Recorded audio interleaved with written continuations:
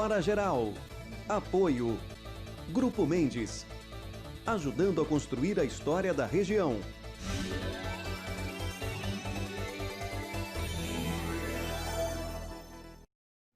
A partir de agora, mais uma edição do Hora Geral. Obrigado pelo carinho, obrigado pela audiência. Já estamos no inverno. Você deve estar perguntando, Douglas, aonde tem inverno? Eu também queria saber aonde tem inverno, né? Porque a gente tem tido dias de calor, mais para verão do que para inverno. Mas não vamos reclamar, né? Se está assim é porque Deus quer. Bom, não se esqueça que eu estou com você. Abrindo o Hora Geral de hoje, além de eu já apresentar um vídeo do meu amigo Augusto, que é presidente da Associação dos Transportes Escolares, eu quero lembrar que no segundo bloco eu vou conversar com Valdir Dias. Ele é jornalista, né? E ele vai fazer uma análise política, não só da nossa região, mas também do estado e do Brasil. Um bate-papo com o Valdir Dias, mas no segundo bloco.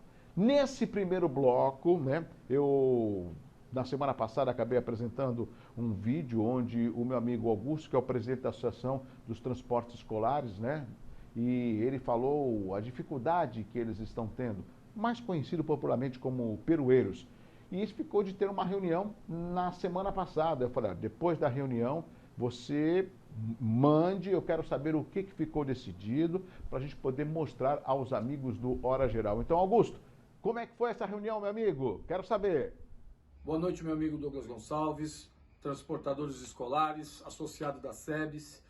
Douglas, passando aqui para te dar uma resposta da reunião que nós tivemos sexta-feira com a Prefeitura Municipal de Santos, junto com o vereador Sérgio Santana, na qual ficou acordado que a Prefeitura irá, a partir desta semana, nos ajudar com cestas básicas para o transportador escolar e outras coisas. Ainda ficamos ainda de negociar com a Prefeitura mais detalhadamente no decorrer da semana. Pois eu passo aqui depois para te dar mais um parecer disso aí também. Mais uma vez eu queria te agradecer pela abertura aí no seu programa, para a gente poder passar para todos os amigos transportadores escolares e os pais também, e a população em geral, que a necessidade que nós estamos passando e a dificuldade que nós estamos tendo em diálogos com a Prefeitura e tudo. Mas mesmo assim, muito obrigado por tudo e peço mais uma vez aos pais que não deixem de pagar o transporte escolar. O pai que puder contribuir, ajude a gente. Vamos lá, nós estamos com tudo atrasado, todas as prestações atrasadas de financiamento de veículos, nossas despesas particulares não estamos conseguindo pagar porque nós não temos mais renda. Então, gente, vamos lá, dá uma força para o transportador escolar. Desde já, uma boa semana a todos e fiquem com Deus. Que bom, excelente. Tá vendo? É isso que é importante, né? Quando um segmento da sociedade ou quando os segmentos conseguem ter uma atenção do poder público, principalmente no momento difícil que nós estamos passando, que é esse momento de pandemia. Por falar em pandemia, atenção, atenção, a cidade de Santos, ela está praticamente iniciando uma flexibilização. O que significa? As praias, elas terão aí uma abertura programada, né? Você fala, Douglas, vão abrir a praia e vão fechar? Não, não é bem assim, porque é impossível. Mas tem um horário, esse horário limite, né? Para que as praias possam ter atividades físicas, né? A princípio. Mas tudo isso requer uma grande responsabilidade. Vamos ver? Então tá, só para explicar para os nossos amigos do Hora Geral o que está acontecendo na cidade de Santos, né? E isso é muito bom explicar, né? O que significa? A partir de hoje, as praias de Santos elas estarão liberadas para a prática de caminhada, corrida e esportes individuais, além de surf e canoagem. Douglas, qual o horário, hein? Atenção, corrida das 6 às 10 da manhã, somente na faixa de areia e mantendo distância de 10 metros por praticante. Caminhada das 6 às 10 da manhã e das 16 às 20 horas. Ainda dá tempo, hein?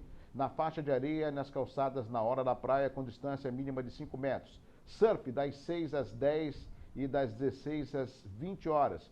Canoagem permitida apenas com equipamentos individuais, também das 6 às 10 horas e das 16 às 20 horas, com agendamento nas guardarias. Olha só, natação permitida exclusivamente para treinamento das 6 às 10 da manhã e das 16 às 18 horas, apenas no trecho entre o Canal 5 e o Aquário Municipal. Já os shoppings em Santos, eu estou falando de Santos, estarão autorizados a funcionar parcialmente a partir desta quarta-feira, né?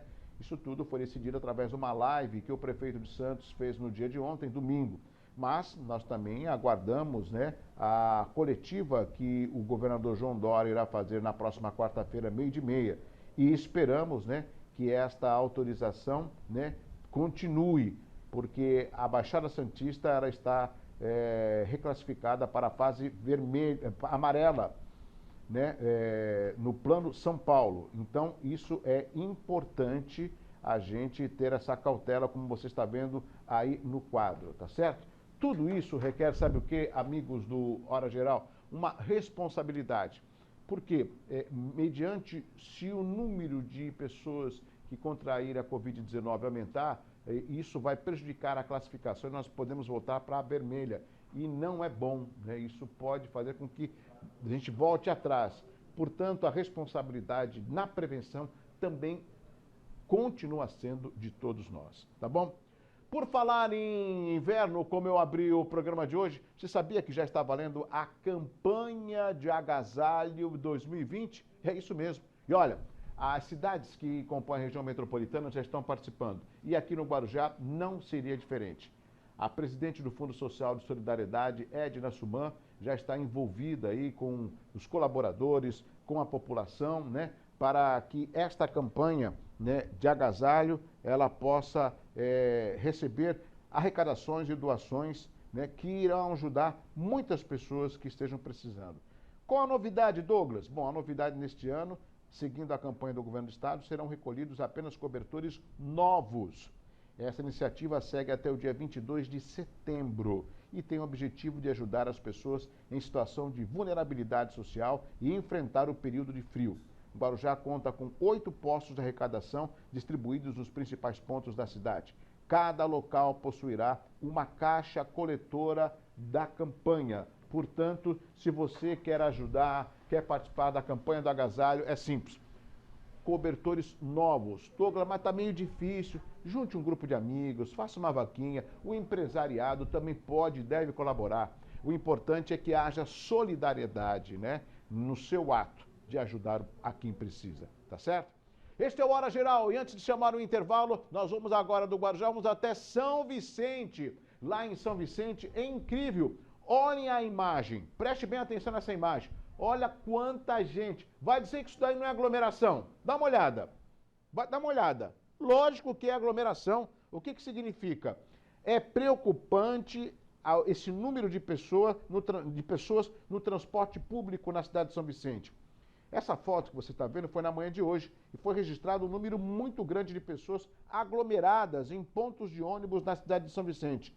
Isso tudo apesar das recomendações da prefeitura. Aí nós fomos ouvir a prefeitura que afirma que mantém uma equipe de fiscalização para o transporte coletivo, táxi e transporte escolar, a fim de verificar e apurar reclamações. A prefeitura lembra ainda que a CETRANS mantém contato permanente com a Otrantur, que é a empresa responsável pelo transporte coletivo, né? Os funcionários, eles passaram por treinamento para aplicar produto durante o processo de limpeza. E o que significa, amigos do Hora Geral? Significa que tem que ter uma fiscalização. Ou seja, se você pede para que as pessoas deem um espaço de no mínimo 1 metro uma para outra, que use o álcool em gel, que evite a aglomeração, e você vê uma imagem dessa, tem alguma coisa errada. Então é importante que a prefeitura, através dos seus fiscais, fiscalize e evite com que essa aglomeração possa trazer problemas nas pessoas que poderão correr o risco de se infectar com a Covid-19. Bom, vamos fazer o seguinte, um rápido intervalo comercial. Na sequência eu vou conversar com Valdir Dias, ele é jornalista. Vamos falar de vários assuntos, todos eles de importância para você. Eu volto já com Hora Geral. É rápido.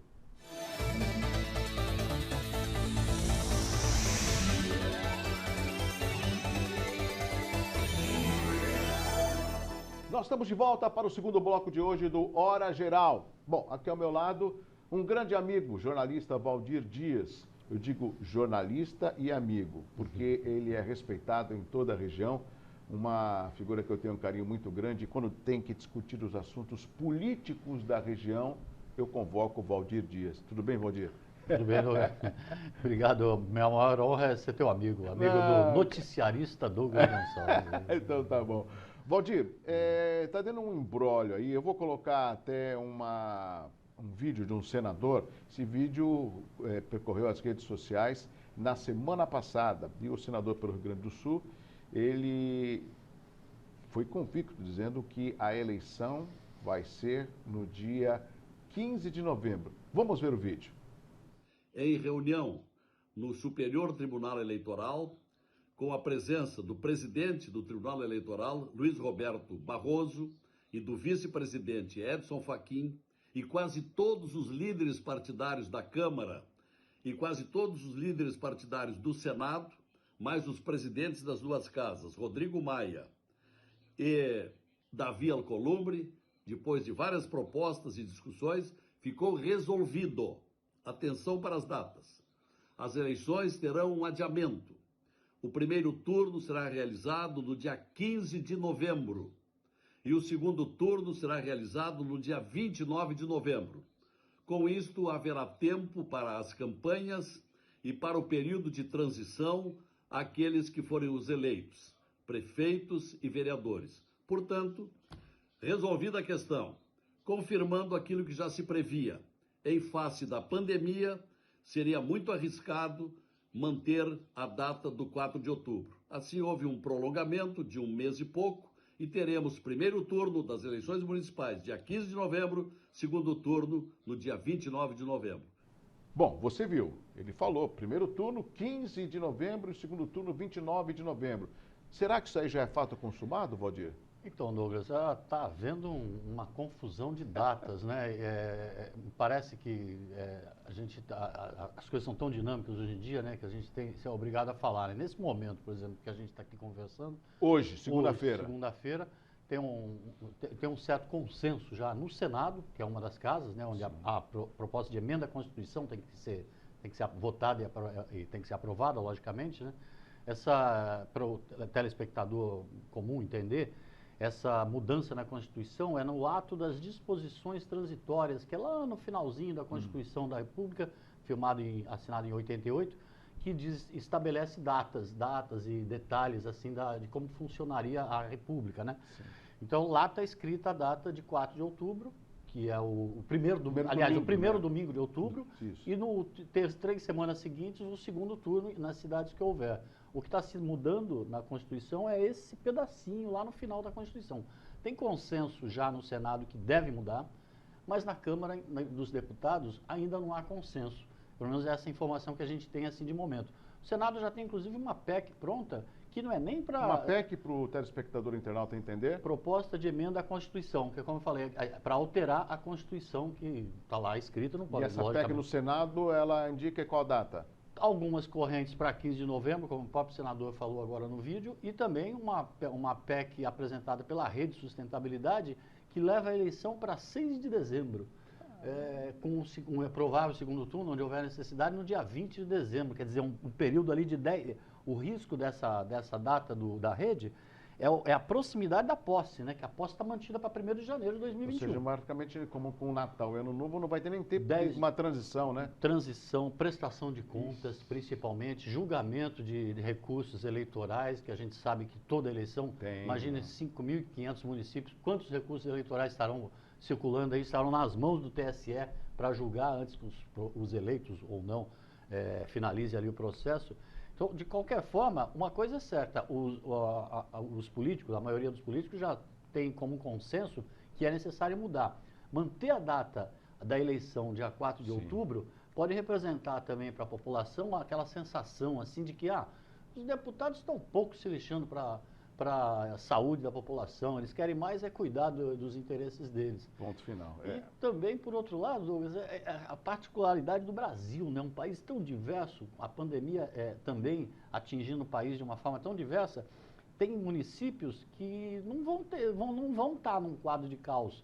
E tem outros que podem estar num quadro de caos lá no dia 4 de outubro. Né? E então, é justamente aí que eu ia te perguntar, nesse momento de pandemia, você acha que a população está preocupada com a eleição? Pois parece um mundo paralelo a eleição. A política parece estar vivendo um mundo paralelo, né? 2020 foi diferente para todo mundo. Pode cair no colo da população, assim, na percepção da população, a seguinte sensação: poxa, mudou ficou diferente para todo mundo. Por que para a política não pode mudar? E o problema maior é de ter uma grande abstenção nas eleições. Exatamente. E isso daí não é bom num processo democrático, né, Valdir? De jeito nenhum. E dificulta tudo, né? Porque, como a gente falou antes, desculpa a redundância até, Por favor. repetição, mas nós estamos aqui no dia 22 de junho, 22, né? 22 de junho. Isso. Daqui a uma semana ou duas já tem prazos, obrigatórios de se cumprir, né, para o calendário eleitoral. Tem as convenções partidárias, né? Convenção, tem desincompatibilização de certas categorias que precisam se desligar 3 meses antes da Principalmente eleição. aqueles que trabalham em comunicação, né? Exato. Os comentaristas. Tem um monte de coisa que acontece 3 meses antes da eleição, 45 e 60 dias. De que data? De que data, né? Esse que vira o problema. Um candidato do executivo, ele aposta mais numa ajuda de um governador ou mais da população pelo trabalho que até então ele tem desenvolvido como parlamentar? Certo. O Douglas, já se parou, muita gente já parou para pensar nessa possível surfar nessa onda de radicalização de direita e esquerda para uma eleição municipal.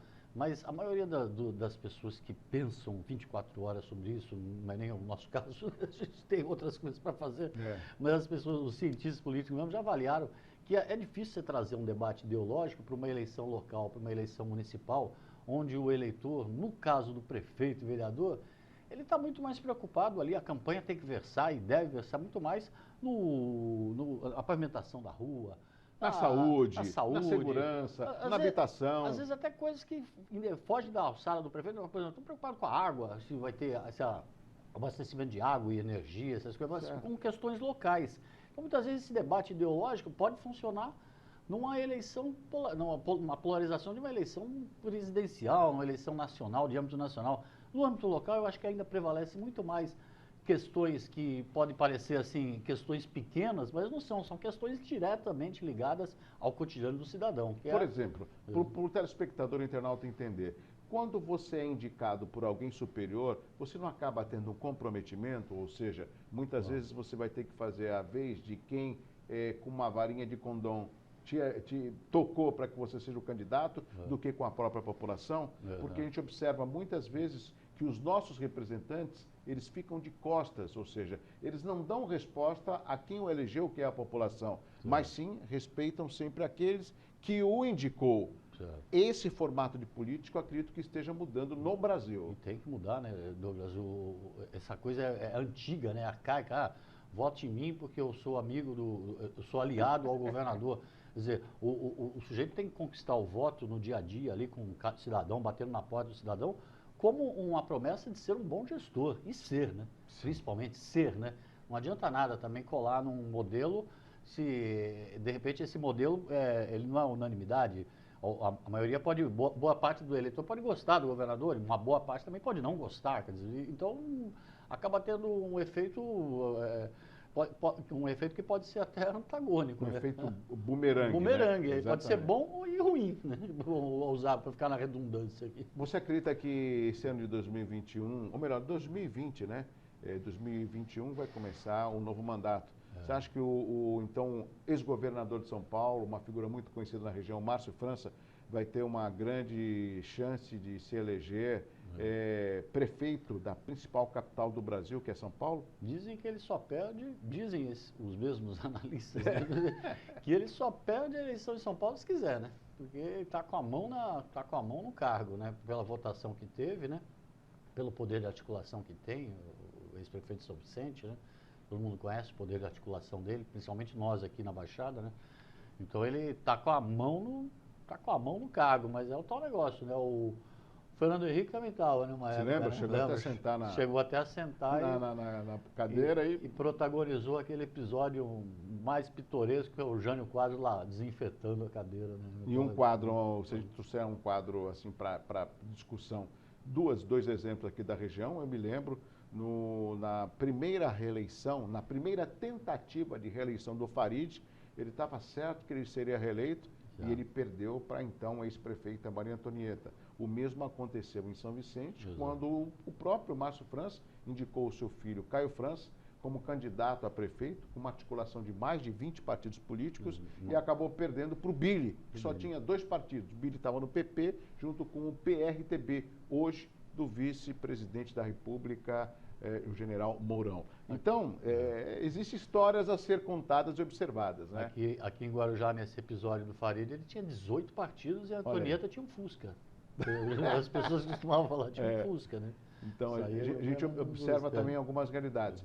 Agora, eu quero sempre extrair dos meus convidados coisas importantes que podem e devem auxiliar o nosso telespectador, o nosso internauta. Eu sempre acreditarei na política.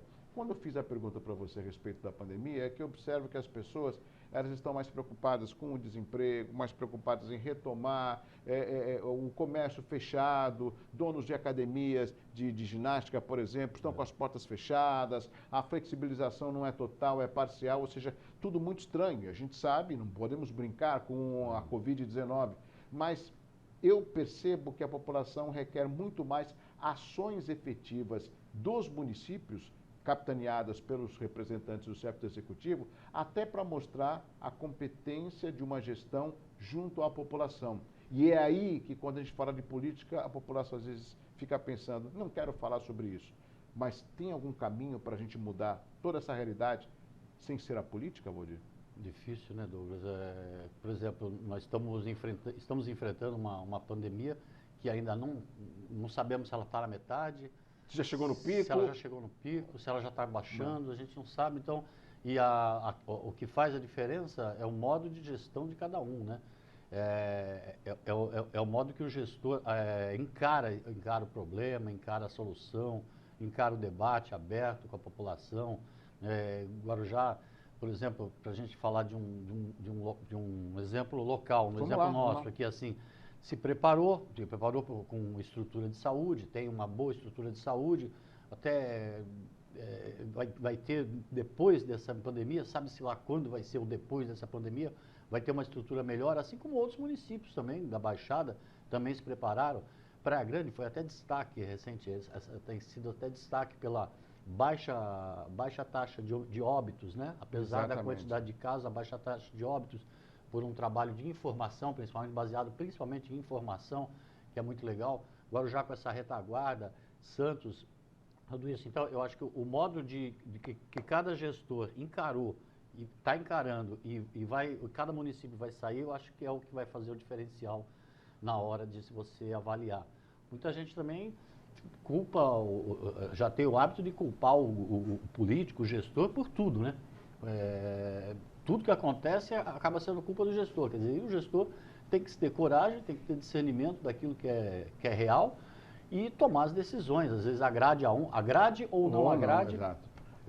Quando você traz a discussão e dá exemplifica Guarujá, eu cheguei até a conversar recentemente com o prefeito Walter Suman, o que ele vem pegando aí praticamente desde maio. Teve deslizamento, depois teve a pandemia, e mesmo assim ele conseguiu e enfrentou, não faz mais com a obrigação, mas às vezes as pessoas analisam assim, se o político não faz, é omisso, se faz é porque tem que fazer. Então há necessidade de a gente observar o enfrentamento, por exemplo, que o prefeito, eu digo o prefeito Walter Suman, como também o prefeito de São Vicente, o Pedro Gouveia, com a Ponte dos Barreiros, já terminou a primeira etapa, eles conseguiram vencer esses problemas. E um dos aspectos que eu achei interessante, é bom até a gente reavaliar e reapresentar ao telespectador, que todos esses equipamentos do hospital de campanha, que é modelo aqui na base aérea, que fica aqui no Guarujá, depois ele vai ser incorporado no sistema de saúde do município. Exatamente. Não é tipo, acabou a pandemia, devolve os equipamentos. E isso vai fazer com que Guarujá seja uma referência no atendimento de saúde, né, Valdir? Essas UPAs que já existem na cidade, né, que algumas, por exemplo, a UPA da rodoviária, que é a maior ali, que é o antigo PAN da rodoviária, isso.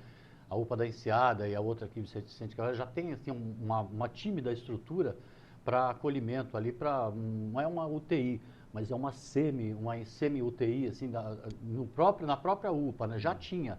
Agora, com esses novos equipamentos que passam a ser incorporados e com todo esse trabalho que foi feito de estruturação dessas unidades e também com o que virá do hospital de campanha depois desativado, o município, logicamente, vai crescer em termos de estrutura. Isso é bom. O Hospital Santo Amaro, que tinha 10 leitos de UTI disponíveis para a Covid-19, hoje, agora, essa semana, já está duplicando para 20 leitos, quer dizer, por conta de 10 respiradores que chegaram. Sim, então, quer dizer, e já está com a promessa de contratualização, quer dizer, que sem problema burocrático, quer dizer, uma luta de tanto tempo para aumentar a quantidade de leitos de UTI, num passe de mágica parece que acabou se estruturando. Isso é bom, por um lado, e traz, logicamente, aquele discurso que todo mundo faz, de que o problema da pandemia do coronavírus não é o vírus em si, é a debilidade do nosso sistema público de saúde, do nosso sistema de saúde. Exatamente, não me lembro qual é o nome do especialista da América que já falou, fez uma análise precisa. Ele falou assim, por que em alguns estados está tendo um grande número, como por exemplo no Amazonas, né, de pessoas que vieram a falecer, porque já tinha uma precariedade do sistema de saúde antes. Com uma pandemia é natural. É a mesma coisa, a grosso modo, você tem um Fusquinha com um motor que está fumaçando, pneu careca, aí você sobe a serra com ele com 5 pessoas. Vai chegar uma hora que vai fundir o motor. Por quê? Porque o carro já não estava em condição. E você ainda vai arriscar. Por exemplo, só para poder dar um exemplo aos nossos amigos do Hora Geral. Valdir, você tem um jornal, né? Um jornal semanal que é distribuído em toda a cidade do Guarujá e também nas redes sociais. Fale um pouquinho do seu jornal. É o Assunto Cidade, o Jornal do Guarujá. Já há um bom tempo. Quantos anos já está? O Jornal do Guarujá, ele tem já uma trajetória de 16 anos no Guarujá. Ele, na verdade, ele pertencia a uma empresa do saudoso José Forte Filho, que faleceu. Sim, me lembro dele, o Santista. Há cerca de vamos fazer 3 anos agora que ele faleceu, e com o falecimento do José Fortes, o grupo de pessoas que trabalhavam, que eram os colaboradores, como eu, como o chargista Babu, o diagramador, o Sidney, uma série de pessoas, a Naila, que escreve faz uma coluna bacana e tal, e alguns colaboradores, nós acabamos tocando o jornal. Fundamental, não pode fechar, não. Nós fizemos uma adaptação para aproveitar a relação com o programa que eu apresento no Guarujá, na TV local, que é o programa Assunto Cidade. Então, houve só uma adaptação do jornal também se chamar Assunto Cidade, para questão comercial aí, para ajudar. Mas estamos abertos aí nas redes sociais, Assunto Cidade, Jornal do Guarujá, abertos inclusive para a sua participação como leitor. E também, se você me permite, fazer um comercial. Você também, empresário aí, que tem algum interesse no Guarujá, pode procurar e fazer um acordo. Assunto Cidade, é fácil de encontrar. É fácil. Valdir, obrigado pela sua participação. Continua mais um pouco com a gente. Eu conversei com o Valdir Dias, jornalista responsável, um dos responsáveis do Assunto Cidade. Parabéns pela sua volta à TV Santa Cecília. Queria lhe parabenizar pessoalmente. Estamos já na Santa Cecília, né, cumprindo uma responsabilidade muito grande com o jornalismo que fala de todas as cidades da região metropolitana. Obrigado mais uma vez, Valdir. Continue aqui. Nós voltamos no próximo programa. Obrigado pelo carinho, pela audiência e interaja. Participe pelo nosso WhatsApp 981701434. Um abraço assim, ó, forte para você. Tchau, tchau. Hora Geral. Apoio. Grupo Mendes.